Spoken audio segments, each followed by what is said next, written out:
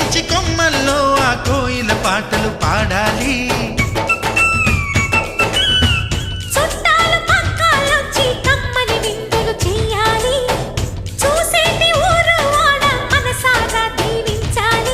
నలుగురు కలిసి చేతులు కలిపి మన కలలన్నీ పండించాలి.